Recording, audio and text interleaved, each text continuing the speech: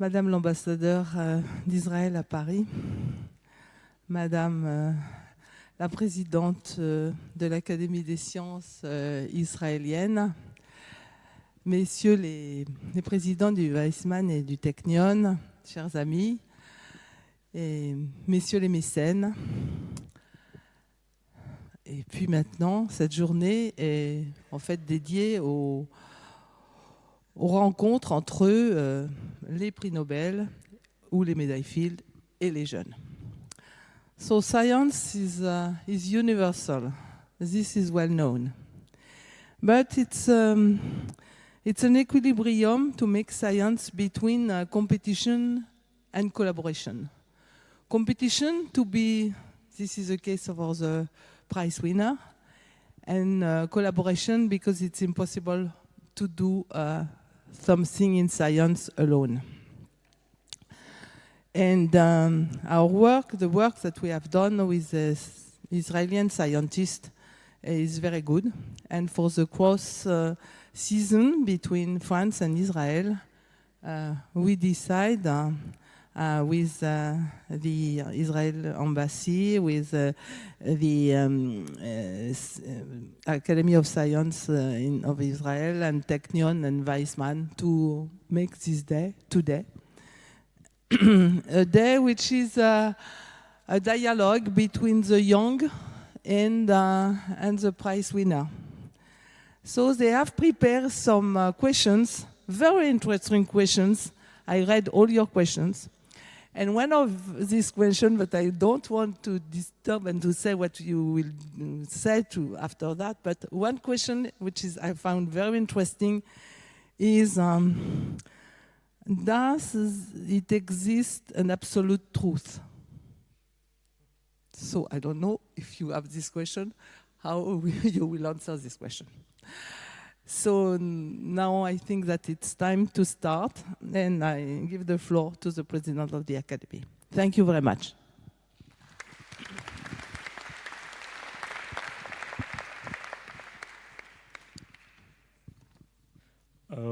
C'est avec beaucoup de plaisir que je participe à l'ouverture de cette rencontre France-Israël. I greet all the personalities assembled for this session. They honor us by their presence. Let me mention in particular our guests, the President, Nili Cohen, and members of the Academy of Science and Humanities of Israel, the President Peretz Lavi and Daniel Safman, and members of the Technion and the Weizmann Institute, all the Nobel Prizes, Abel and Fields medals. The density is very high here of these Nobel Prizes, Fields medals, Abel laureates. And as well as the group of high school students who are here today, and thank you for coming and for asking the questions. So it's a pleasure to participate to this session, and this morning is aimed at establishing a dialogue between our, on one hand, high school students, and on the other hand, Nobel and Abel Prize and Fields Medal winners, representing science at its best. Permettez-moi de vous raconter une petite histoire. Let me tell you a little story. Some time ago, we hosted 100 high school students who had participated in the jury of the Book of Science for All. I had to give a short presentation about the Académie des Sciences and its missions, operations. And one of my slides was featuring photographs of the French Nobel Prizes. They are here. Albert Fehr is there. Claude Cohen-Tanouji is here. Serge Haroche was on my slide. And of course, Françoise Barré-Sinoussi and a few others. And I didn't put the names of these Nobel Prizes below the photographs. And I asked, could you tell me the name of one of them to the 100 students who were there? And of course, I had a full silence. Nobody was able to give me a single name. And was it a surprise or not? Well, so evidently our youth recognizes actors, singers, sports champions, what have you, but has no idea of those who are at the forefront of research. And I hope that you will have some idea now that you've seen them in person. So what is the take-home message? For the younger generation, science is a remarkable human adventure well worth some consideration. For us, scientists, we need to better communicate about science, its most eminent researchers and its outstanding results. And this morning is rightly dedicated to this task. Quel est le message à emporter? Pour la jeune génération, la science est une remarquable aventure humaine qui mérite quelques considérations. Pour nous, scientifiques, nous avons à mieux communiquer sur la science, faire connaître ses chercheurs les plus éminents et ses résultats les plus remarquables. Et cette matinée est à juste titre consacrée à cette tâche. Thank you for being here and let me formulate great hopes for a dynamic, instructive and fruitful dialogue. Merci d'être ici. Permettez-moi de formuler de grands espoirs pour un dialogue dynamique, instructif et fructueux. Et je passe la parole maintenant à Madame Nili Cohen, je crois, ou non, Madame l'ambassadeur d'Israël, Madame Aliza. Bonjour. I don't know how to stand so that I'm not, with the back to to any one of you, but maybe like this. So, bonjour. Je vais parler en anglais parce qu'on m'a dit qu'il faut parler en anglais. I'm really excited to be here in this wonderful place today, in the presence of distinguished people, the Nobel Field and Nobel laureates, the presidents of the high institutions in Israel, the president of the Israeli Science Academy, my dear friend, very dear friend, Katrin, thank you very much for organizing this wonderful event.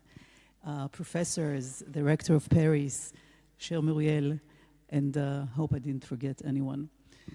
In 2013, when President François Hollande visited Israel, it was an official visit, he signed an agreement with the Prime Minister of Israel, Mr. Benjamin Netanyahu, according to which 2018 was seen as the saison croisée, les années croisées, which means that, like you know, France has every year a different country with which it notes the saison croisée ou les années croisées.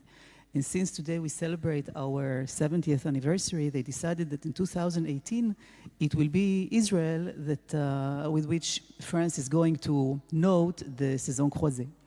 Usually, as you know, we don't know it so well because in Israel it's the first time that we have this program with France. But in France, every year there is another country with which France celebrates or notes this special année croisée. And our government, almost a year ago, dedicated the budget. In Israel, one has to pass a governmental resolution to allocate the funds, unlike here. And it's already a year that we're working very closely with the Institut Français in order to put up projects in the field mainly of culture, but also of science, innovation, education. And this event actually here is a continuation of the opening events of the Saison Croisée, which started some 2 weeks ago, on the 5th of June at the Grand Palais. We organized a very big innovation technological exhibition, and the President of France and our Prime Minister were here to launch the Saison Croisée and to celebrate Israel's 70th anniversary. So it's really a very exciting moment for me personally, and I would like to take this opportunity to thank very deeply to Professor Katrin Bajniak, who was really the spirit behind this, and she was cooperating from the first minute. Actually, I think it was her idea. She worked on it for 1 year almost, and here we are today in this wonderful place celebrating this event. I don't have to tell you that Israel today in France is positioned, I'm very happy for that, in a very positive place in terms of our science and technology, our education. And thanks to, I think, the Israeli education system that we're very honored to have, we're, I think, the number 2 in Asia with regard to Nobel Prize laureates in Israel. It's thanks to, I think, decades of good education, of very prestigious institutions in Israel, and I hope our actually challenge for the future is that it continues. Because what happened in the last decades, we see today the results of. Thank you very much for being here. It's a great honor for me. But now we really have to think of the future and to see to it and to make sure that the future will be as rewarding as the past and the present. So thank you for coming. Thank you for organizing this, wonderful event here, which is very important in terms of I see it in the framework of France-Israeli relations in the field of science and technology, which is going on and developing very well. I think that we have to work still on our image here in France, but when it comes to science and technology cooperation, I think that Israel is very well positioned, and it has to be like that, because Israel really earned its good reputation. So thank you very much for giving me this opportunity, and I'll pass the floor to Nili.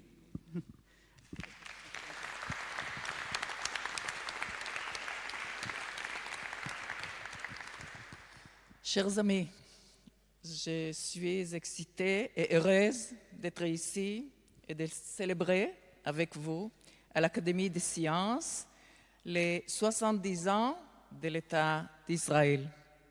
J'ai eu le plaisir et l'honneur de rencontrer mes chers amis Sébastien, Pascal et Catherine ici, à l'Académie, lorsque nous avons célébré le 305e anniversaire de l'Académie française des sciences.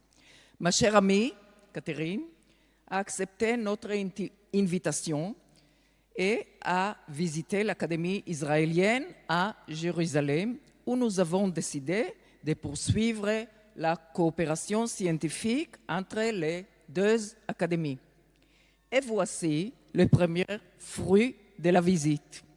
Le deuxième aura lieu en Israël en novembre prochain et j'espère vous voir tous. Je voudrais vous présenter brièvement la délégation israélienne au nom de l'Académie, la lauréate du prix Nobel Ada Yonat,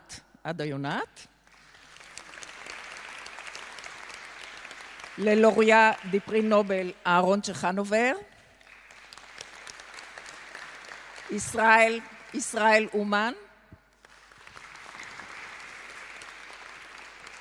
Michael Levit, lauréat de la médaille Fields Elon Lindenstrauss, ancien président de l'Académie Joshua Yortner et Menachem Yaari, vice-président de l'Académie David Harel, chef du département des sciences humaines Joseph Kaplan, responsable des relations extérieures de l'Académie Bob Lapidot. Nous sommes fiers et heureux d'être ici. L'État d'Israël est né il y a 70 ans, mais ces institutions de recherche ont été créées bien avant. L'éducation, la recherche, l'étude font partie de notre patrimoine culturel et leur promotion faisait partie de la vision sioniste. Le Technion a été la première institution académique en Israël suivie par l'université hébraïque. La pierre angulaire de l'université hébraïque a été posée il y a 100 ans, en 1918. Chaim Weizmann, le scientifique qui fut le père fondateur de l'Institut Weizmann et plus tard le premier président d'Israël, a prononcé le discours principal lors de la cérémonie. C'était pendant les derniers mois de la Première Guerre mondiale, alors que la France et ses alliés se battaient durement pour gagner la victoire. Weizmann a dit, entre autres, que, et avec votre permission, je retournerai en anglais, la langue du discours.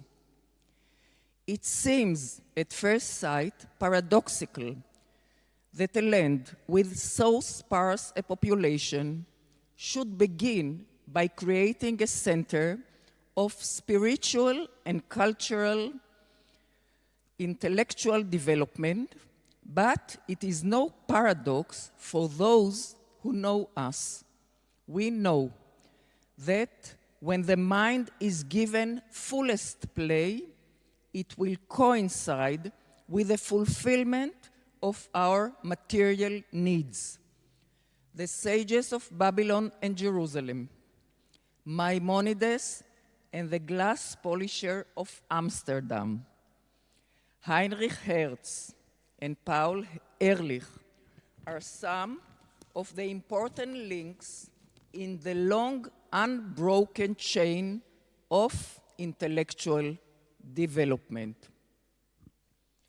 Je pense que Weizmann, dans ses rêves, ne pouvait pas prévoir que les chercheurs israéliens continueront cette chaîne interrompue de cette force intellectuelle. Nous avons des réalisations, mais nous ne devrions pas nous reposer sur nos lauriers. Notre responsabilité est d'assurer que les conditions matérielles et spirituelles actuelles donneront de futurs lauréats du prix Nobel Abel et des médaillés de Fields, ainsi que tous les scientifiques exceptionnels. La coopération avec la science française nous enrichit ainsi que tout le monde. De la France, nous tirons non seulement l'inspiration scientifique, mais aussi l'inspiration spirituelle. Une bonne science peut exister dans une atmosphère de liberté, de tolérance et de solidarité. Et ces valeurs, la liberté, l'égalité et la fraternité, le monde entier a attiré de vous. Je voudrais conclure avec espoir et gratitude. Mon espoir est que la science soit le pont de la paix, la cordialité et l'avance de l'humanité entière. Et finalement, la gratitude. Nous sommes reconnaissants à tous, Sébastien, Pascal, Catherine, et toute l'Académie des sciences françaises, tous nos amis d'Israël et de la France présents ici, pour cette merveilleuse célébration scientifique et pour la collaboration continue entre les deux académies, les deux pays. Vive la France, vive l'Israël.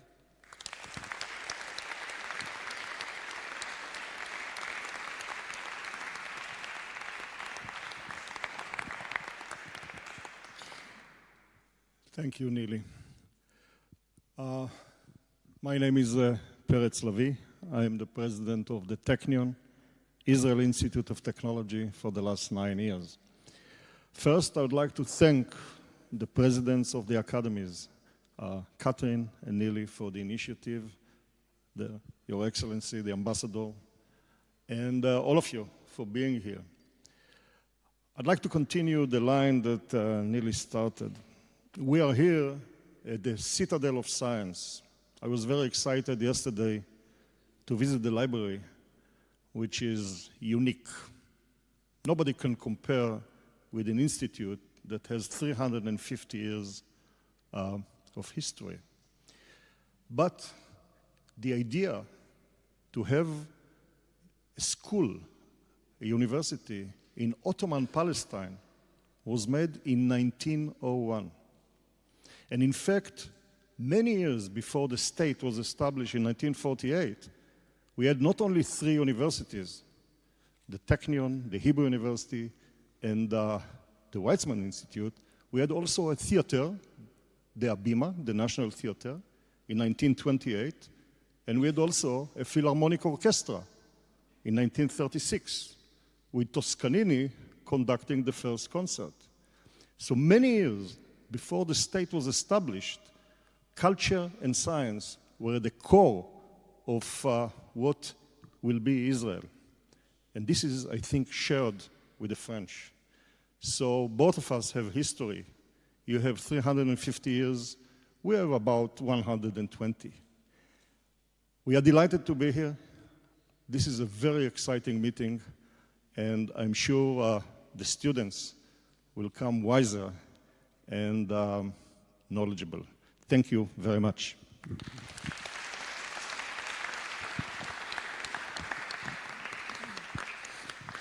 Thank you, Peretz. My name is Daniel Zeichmann. I'm the president of the Weizmann Institute of Science.